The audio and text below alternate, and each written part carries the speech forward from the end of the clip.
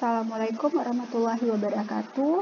Kali ini kita akan mempelajari contoh perhitungan tebal perkerasan lentur metode analisa komponen dari benang marga. Berdasarkan file Excel yang sudah Ibu share, kita contohnya akan merencanakan tebal perkerasan D1 jika D2 dan D3 minimum. Jadi untuk perkerasan lentur, D1 ini adalah tebal lapis permukaan jalan, D2-nya tebal lapis fondasi atas, D3 adalah tebal lapis fondasi bawah. Nah, misalkan kita akan merencanakan berapa tebal D1. Nah, data yang kita butuhkan untuk perhitungan ada data ruas jalan, ini bisa diubah di Excel, kemudian umur rencananya berapa tahun, data lalu lintasnya tahun berapa, jalan dibuka untuk umum tahun berapa, perkembangan lalu lintas I selama pelaksanaan, I akhir umur rencana, data curah hujan, data kelandaian, CBR tanah dasar, fungsi jalan, kemudian jalannya berapa lajur dan berapa arah. Lanjut, kita cari dulu berapa data lalu lintas hasil survei di lapangan. Untuk tebal perkerasan jalan, data survei yang kita pakai jenis kendaraannya hanya kendaraan ringan dan kendaraan berat saja. Jadi sepeda motor tidak kita perhitungkan. Dari hasil survei di lapangan kita dapat LHR lalu lintas harian rata-rata. Contoh, kendaraan ringan dari hasil survei LHR-nya dapat 1000 kendaraan. Ya, untuk kendaraan berat ini dia LHR-nya.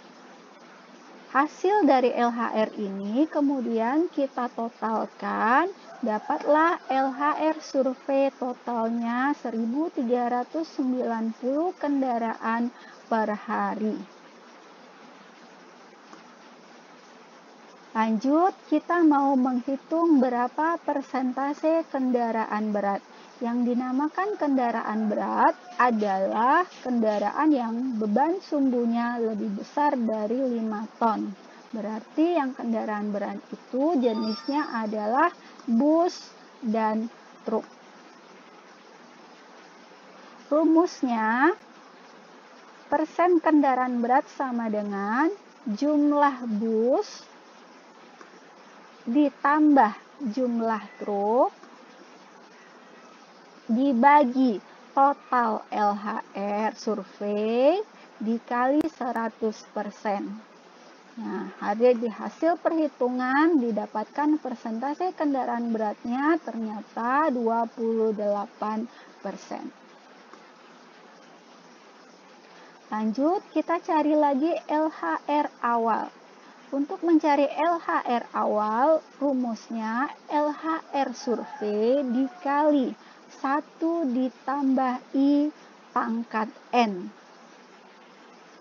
Nah, I-nya ini di soal, I yang kita pakai adalah I perkembangan lalu lintas selama pelaksanaan 5%, sedangkan N di sini kita dapatnya dari tahun jalan dibuka 2015 di soal ada, dikurang tahun data survei kita tahun 2011. Jadi dapat N-nya sama dengan 2015 kurang 2011 sama dengan 4. Nah, LHR awal cara mencarinya adalah kita cari berdasarkan jenis kendaraan. Contoh untuk kendaraan ringan, LHR awalnya sama dengan LHR survei 1000 dikali 1 ditambah I 5%. Pangkat N sama dengan 4. Ya, jadi dapat kendaraan ringan LHR awalnya 1215,5 kendaraan. Kita cari LHR awal semua jenis kendaraan. berdasarkan data LHR survei yang ada di atas.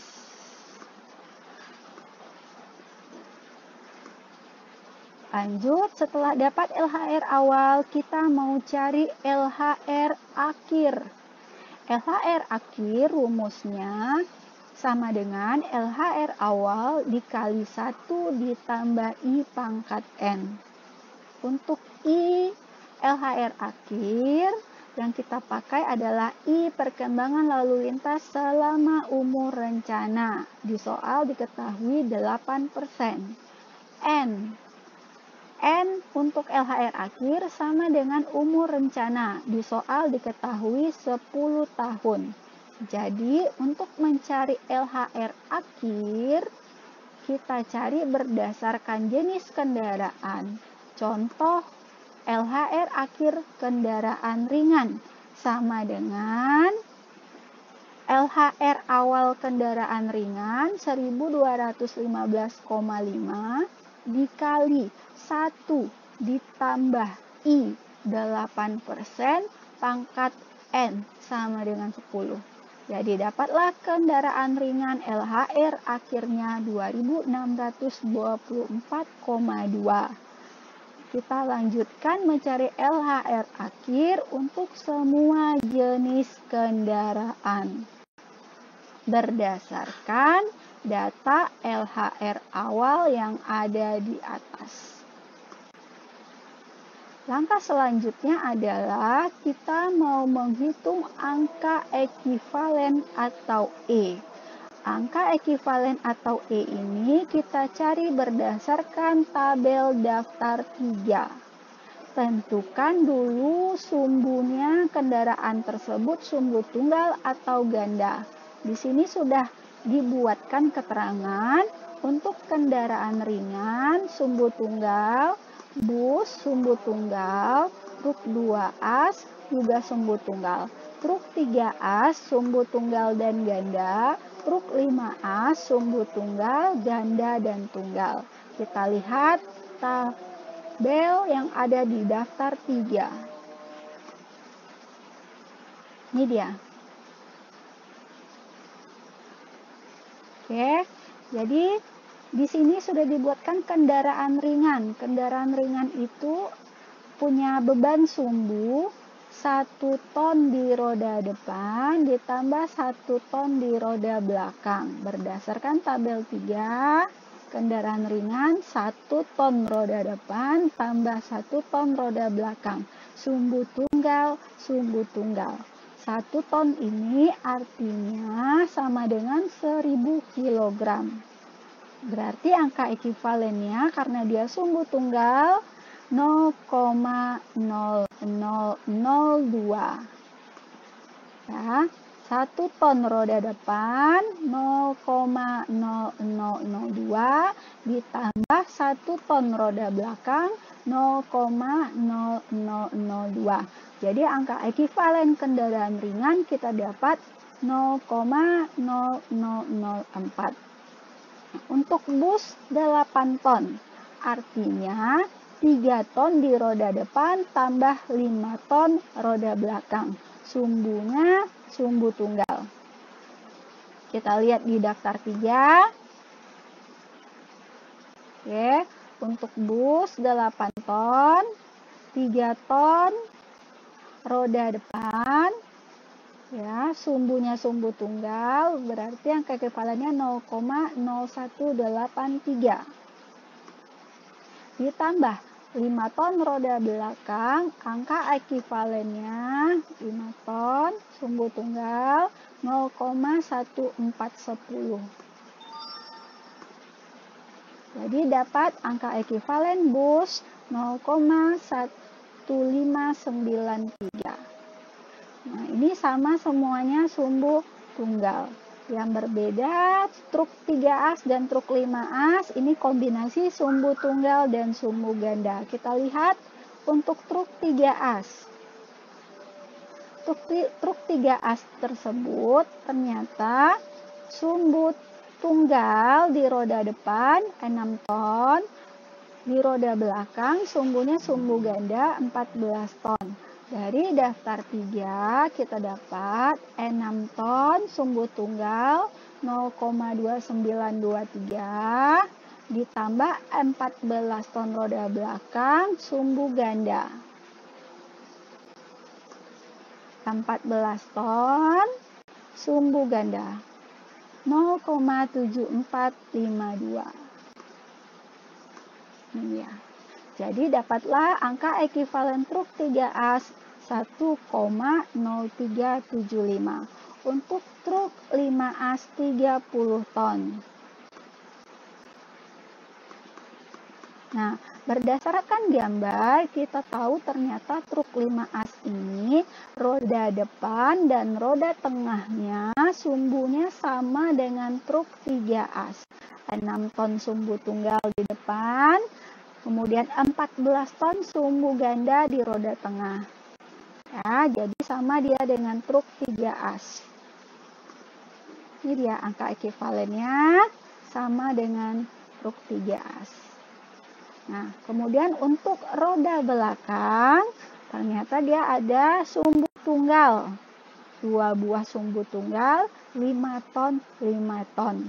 Nah, kita lihat di tabel untuk 5 ton berarti sumbu tunggalnya ada 0,1410 karena dia ada 2 sumbu kita kali 2. 2 kali 0,410 dapat 0,2820.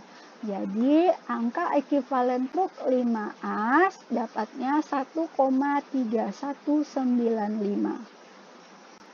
Lanjut lagi perhitungan koefisien distribusi kendaraan atau C.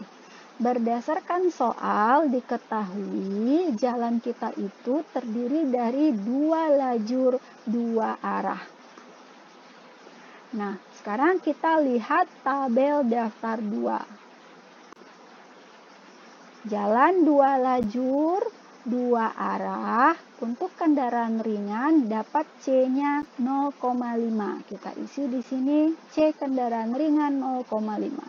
Untuk C kendaraan berat 2 lajur 2 arah dapat C-nya sama 0,5. Kita isi di sini kendaraan berat C-nya 0,5. Jadi ini datanya kita isi manual berdasarkan soal dan berdasarkan daftar 2. Lanjut, kita mau mencari lagi lintas ekivalen permulaan atau LEP. Rumusnya C dikali LHR awal dikali E. Angka C ini sudah kita dapatkan di atas ya. Untuk kendaraan ringan ini dia C-nya. Untuk kendaraan berat ini C-nya. Kemudian LHR awal. Ini sudah kita cari di atas. Nah, datanya LHR awal yang ini tinggal kita pindahkan sama dia dengan data LHR awal di sini. Kemudian kita butuh juga data E. E tadi angka ekivalen juga sudah kita cari. Ini dia angka ekivalen, tinggal kita pindahkan angkanya, masukkan dia E-nya ke sini berdasarkan jenis kendaraan. Nah, LEP-nya kita tinggal kalikan C kali LHR awal kali E. Maka dapatlah LEP masing-masing jenis kendaraan. Kemudian kita totalkan, dapatlah jumlah LEP-nya 88,58. Lanjut, kita hitung lintas ekivalen akhir. Rumusnya C dikali LHR akhir dikali E. Nah, C yang di sini sama dengan C yang sudah kita cari di atas, tinggal disalin. Bedanya hanya di LHR akhir. LHR akhir angkanya sudah kita cari di sebelumnya. Ini data LHR akhir. Jadi ini tinggal kita pindahkan datanya ke sini. Nah, kemudian E angka ekivalen yang di sini angkanya sama dengan angka ekivalen di atas. Jadi LEA lintas ekivalen akhir sama dengan C dikali LHR akhir dikali E. Dapatlah LEA per jenis kendaraan. Ini semuanya kita jumlahkan, dapatlah LEA-nya jumlah sama dengan 191,24. Lanjut kita cari lintas ekivalen tengah atau LET. LET sama dengan setengah dikali LEP tambah LEA. Nah, setengah kali LEP tambah LEA sama dengan, jadi dapat LED-nya 140. Lanjut kita cari lintas ekivalen rencana atau LER. LER sama dengan LED kita kali umur rencana. Di soal tadi umur rencananya 10 tahun dibagi 10.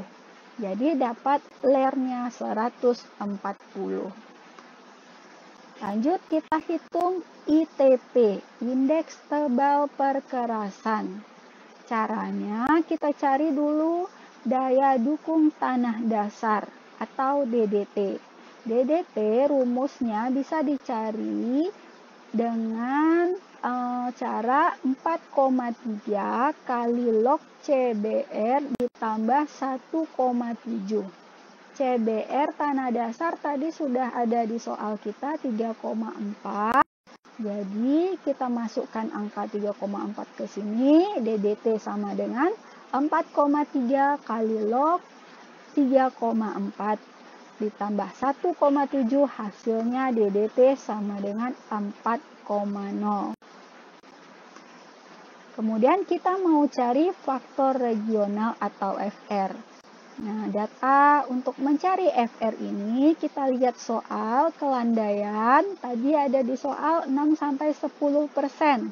Persentase kendaraan berat tadi sudah kita cari perhitungannya di atas.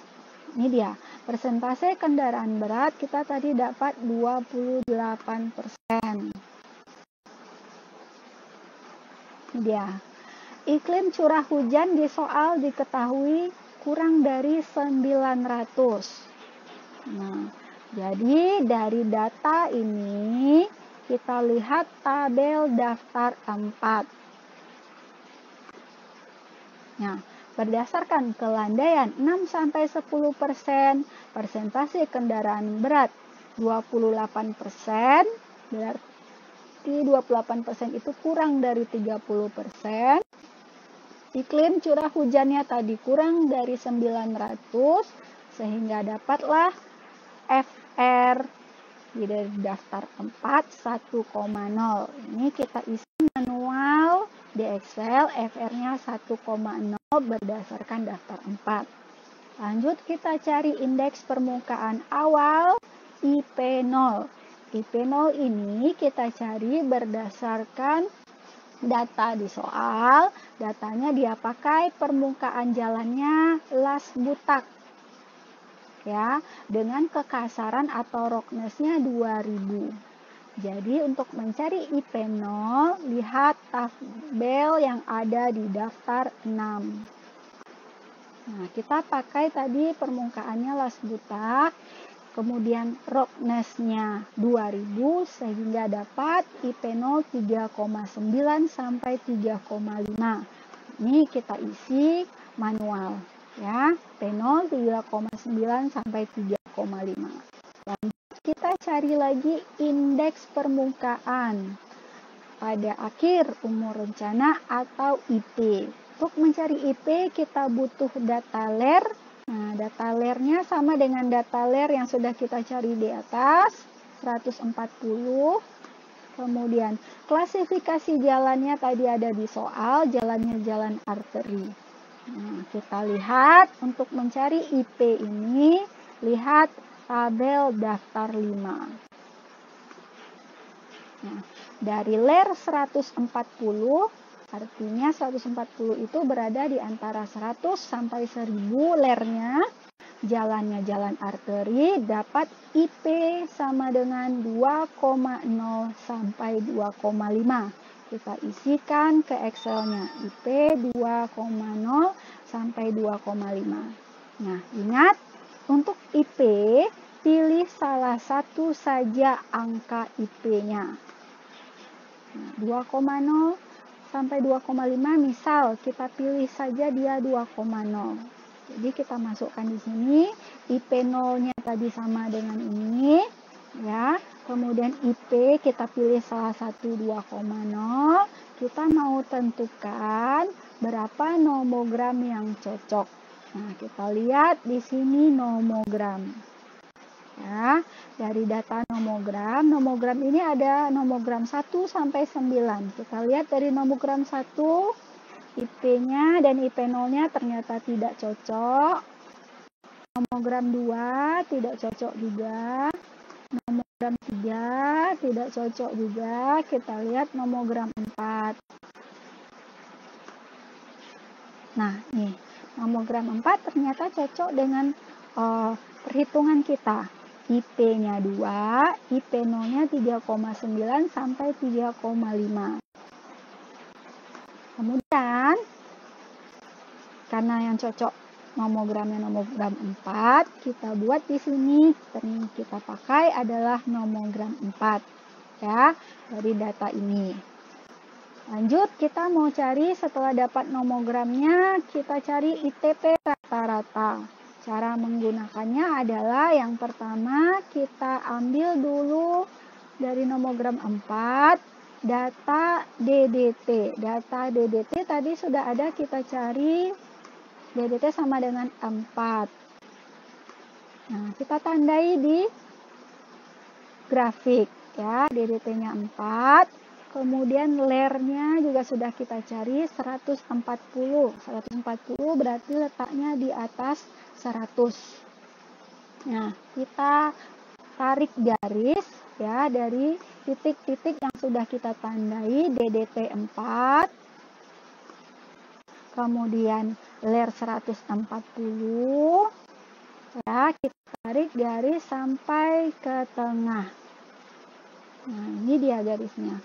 Dari garis tengahnya ini kita tarik lagi garis sampai dia ketemu FR.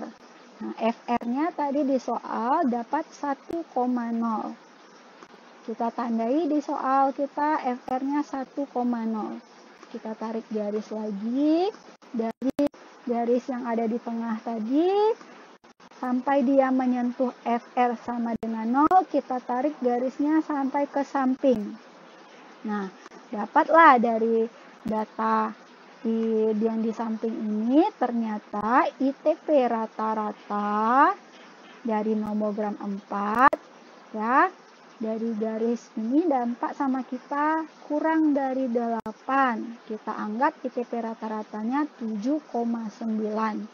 Nah, kita masukkan angkanya di sini 7,9 ITP rata-rata dari nomogram 4.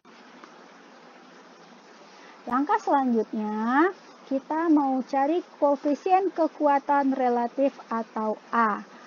Koefisien kekuatan relatif A ini bisa dicari berdasarkan tabel daftar 7. Nah, lihat bahan yang dia pakai apa. Contoh, untuk mencari A1, dia pakai bahannya las butak MS744. Kita lihat daftar 7. Nah, dia pakai las butak, MS-nya 744, ternyata A1-nya dapat 0,35. Kita masukkan angka A1-nya 0,35.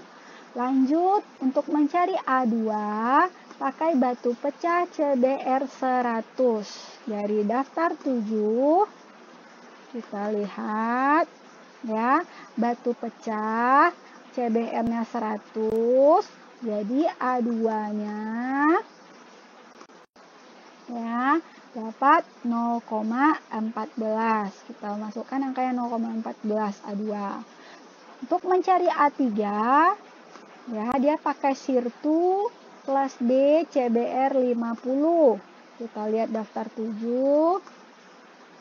Sirtu CBR-nya 50, jadi A3-nya dapat 0,12.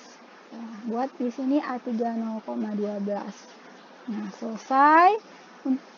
Kalau sudah selesai mencari A1, A2, A3, lanjut kita mau cari tebal atau D. Ada D1, ada D2, ada D3. Nah, karena di soal kita tadi yang ditanya D1, berarti untuk D2, D3 kita ambil tebal minimal yang ada di ketentuan Bina Marga. Tebal minimal, lihat tabel daftar 8. Ya, caranya lihat untuk D2. D2 tadi pakainya batu pecah materialnya. Kemudian ITP rata-ratanya 7,9. Jadi dari daftar 8, ITP rata-rata 7,9 berarti berada di antara ini. Bahannya dia pakai batu pecah, dapatlah tebal minimum D2-nya 20 cm. Ya, kita masukkan angkanya D2 minimal 20 cm. Lanjut kita mau cari D3 minimal. Nah, untuk di daftar 3 dia katakan di sini bahwa lapis pondasi bawah D3 minimum itu ketentuannya 10 cm. Kita masukkan di sini D3 minimal itu 10 cm.